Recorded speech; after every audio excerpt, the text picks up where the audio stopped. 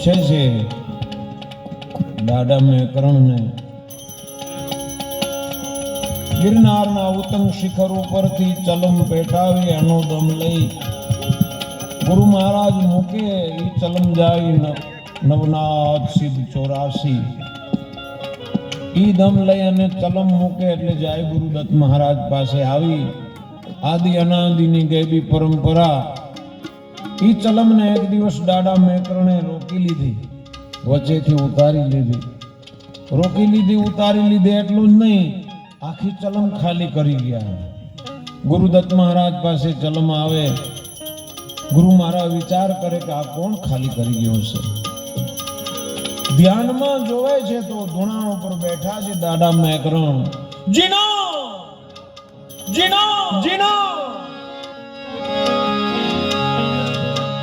ત્યારે ગુરુ મહારાજ પૂછે છે તમે કોણ છો? સાધુ છો, સંન્યાસી છો, ઓલિયા છો, અવતારી પુરુષ છો, જતી પુરુષ છો, કોણ છો તમે? ખડખડાટ હસવા માંડે દાદા મેકરણ. હે ગુરુ મહારાજ તમે પણ મને ભૂલી ગયા? સાંભળો હું કોણ છું. હું તમારા જ વંશનો છું, તમારા જ કુળનો છું. એનાથી આગળ વાત કરું તો તમારો નાનો ભાઈ છું. જ્યારે તમે આ પૃથ્વી ઉપર રામ બની અને અવતાર લીધો, રાવણનો સંહાર કર્યો, અનેક ભક્તોનો ઉદ્ધાર કર્યો, ત્યારે હું તમારો નાનો ભાઈ લક્ષ્મણ જતી હતો. અને ત્યારે ગુરુ મહારાજને યાદી આવે, મેં સંગાથી રામ કા ઓર કુળ કા નાય, સૂરજ રથમાં ભમરો વિંધ્યો મેં રામચંદ્ર કા ભાઈ. અને ગુરુ મહારાજ ખૂબ રાજી થાય, બેનું મિલન થાય. અને દાતા તુમે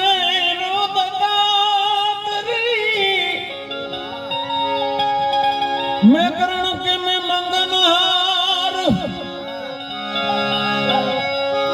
मनवाची तू फड़ ज्या મળે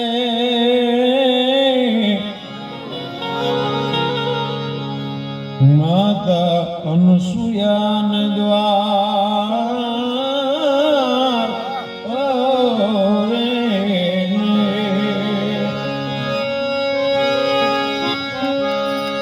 મન હરી ગયો મારું માતા અનસુયાનો દ્વાર તું ચોરી ગયો મારું માતા અનસુયાનો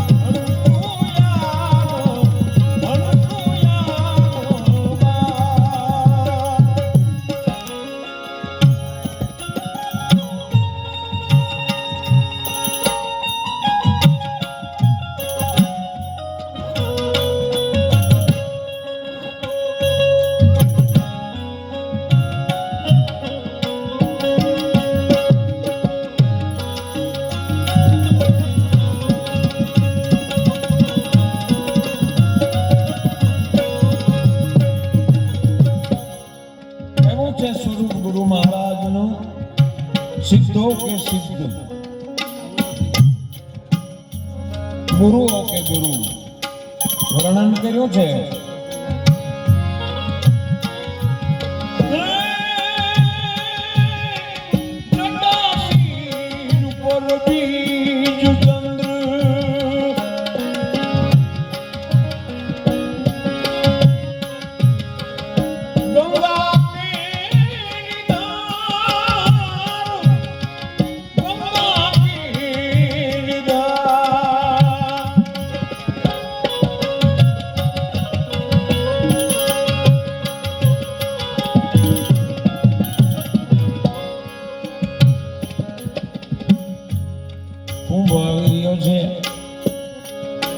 હજારો નહીં, લાખો નહીં, કરોડો સાધુ માં ગંગાની અંદર શાહી સ્નાન કરે.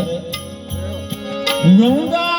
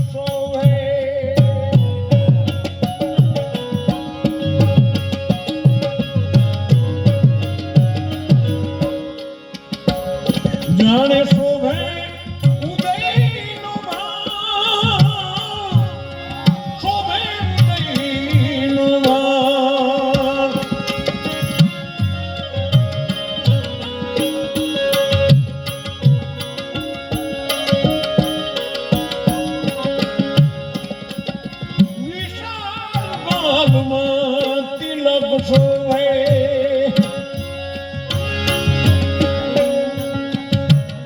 જાણે શોભે ઉદયનો બાણ શોભે ઉદયનો